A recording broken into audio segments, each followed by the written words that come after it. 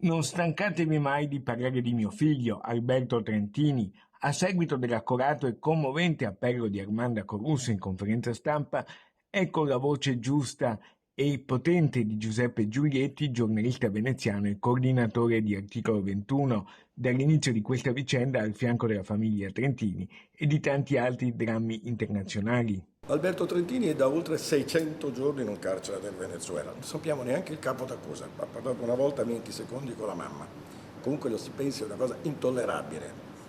Lui è un volontario, ha sacrificato la sua vita per gli ultimi, non c'è ragione alcuna per cui sia in quel carcere. Il problema è che l'Italia non ha rapporti col Venezuela. Ce l'ha con la Libia, ce l'ha con l'Egitto, ce l'ha con la Turchia, non li ha col Venezuela.